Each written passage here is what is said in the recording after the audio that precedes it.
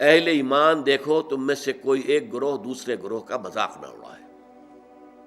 یہ تمسخر جو ہے یہ بسا اوقات دلوں کے اندر جو ہے وہ دراڑ ڈال دیتا ہے۔ آپ میرا مذاق اڑا رہے ہیں تو میرے دل میں مجھے خوشی تو نہیں ہوگی نا، میرے دل میں زخم لگ جائے گا۔ میں آپ کا مذاق اڑا رہا ہوں، آپ کا دل، آپ کے احساسات مجروح ہو جائیں گے۔ یہ جو زخم پڑ گیا ہے دل کے اندر، یہ اصل میں اس ملت اور امت کی جو قوت ہے اس میں کمی لا رہا ہے۔ لا یسخر قوم من قوم، اب اس میں جو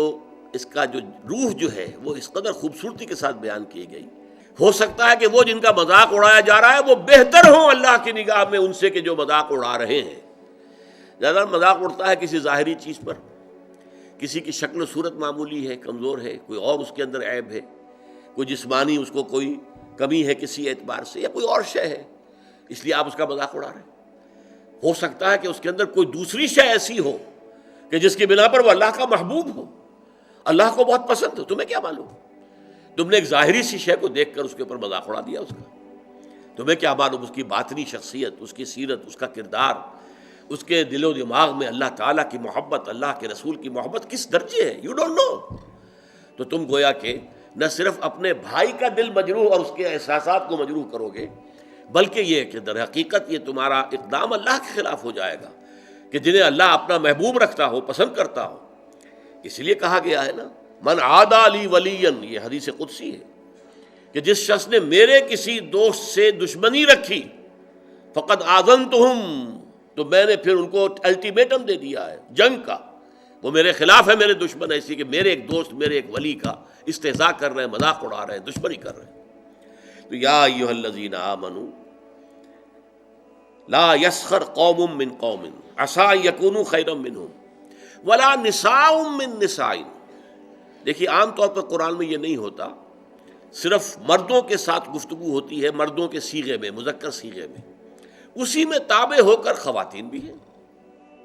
نماز قائم کرو، اقیموا الصلاۃ، صیغہ جو ہے مذکر ہے،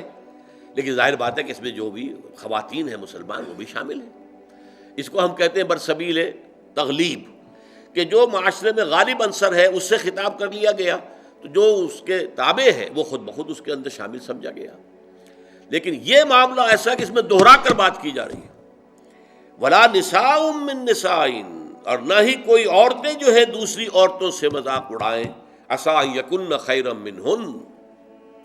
اس لیے کہ ہو سکتا ہے کہ وہ جن کا مذاق اڑایا جا رہا ہے وہ بہتر ہوں ان سے کہ جو مذاق اڑا رہے ہیں۔ چونکہ عورتوں میں یہ مرض زیادہ ہوتا ہے، جیسے چونکہ ان کا دائرہ کار محدود ہے تو ذہن کا بھی دائرہ اتنا ہی محدود ہوتا ہے۔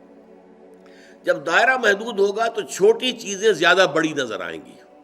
ان کی اہمیت زیادہ ہو جاتی ہے، میگنیفائڈ ہو جاتی ہیں چھوٹی چیزیں۔ اب عورتیں جو ہے کسی کے لباس ہی کے اوپر فقرہ چست کر دیں گی، یہ تو بڑا پرانا فیشن تھا، یہ پتہ نہیں دقیانوسی کہاں سے آ گئی ہے، اس طرح کے کپڑے پہن کر، یہ تو فیشن ہی اب ختم ہو چکا ہے۔ یا اور کچھ ہے، کسی اور طریقے سے، کسی کے زیورات کے اوپر، کسی کے اور انداز پر وہ فقرے چست کر دینا، مذاق اڑانا، یہ خاص طور پر عورتوں میں، چونکہ جیسا کہ میں نے عرض کیا، ایک ہے دائرہ کار مردوں کا، وہ باہر کی دنیا کا، وسیع تر دنیا میں جا کر ان کے معاملات ہیں، میل جول ہے، گفتگو ہے، کاروبار ہے، بھاگ ہے، دوڑ ہے، سب کچھ ہے۔ خواتین کا دائرہ چونکہ اپنے گھر کے چار دیواری کے اندر عام طور پر محدود ہے، لہذا ان کے اندر پھر یہ چھوٹی چیزیں زیادہ بڑی ہو جاتی، اور اسی لیے یہاں پر دوہرا کر جو ہے حکم جو ہے لایا گیا،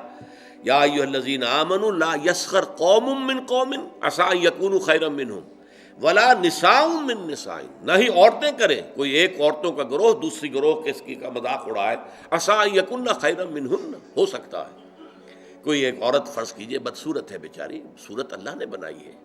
کیا پتہ اس کی سیرت کتنی اچھی ہو، وہ کتنی عابدہ ہو، قانتہ ہو،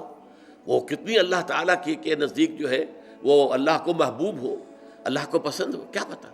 صورت شکل اللہ نے بنائی ہے، کسی انسان نے خود تو اپنے آپ کو گھڑا نہیں ہے، بلکہ اللہ تعالیٰ جیسے چاہتا ہے وہ اسی طریقے سے ہمارا جو ہے، ہمارے اعضاء جو ہے ان کو جوڑ دیتا ہے۔ تو اس حوالے سے مذاق اڑانا جو ہے، اور یہ میں آپ سے عرض کر دوں، بسا اوقات دوستوں کے اندر ایک چیز مذاق عام ہو جاتی ہے اور برداشت بھی کرتے ہیں، وہ ٹھیک ہے، مذاق ہے، کوئی بات نہیں، لائٹ موڈ میں کہا ہے، کبھی ایسا ہوتا ہے نفسیاتی طور پر کہ اس آدمی کا موڈ کہیں آف ہے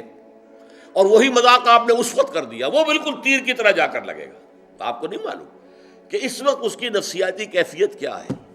اس کی طبیعت بہت ریسیپٹیو ہوئی ہوئی ہے، حساس ہوئی ہوئی ہے، اس میں تم نے وہ مذاق اگر دوبارہ کر دیا اس سے اور استہزاء کیا، وہ جا کر تیر لگے گا اس کے کلیجے کے اندر یا دل کے اندر،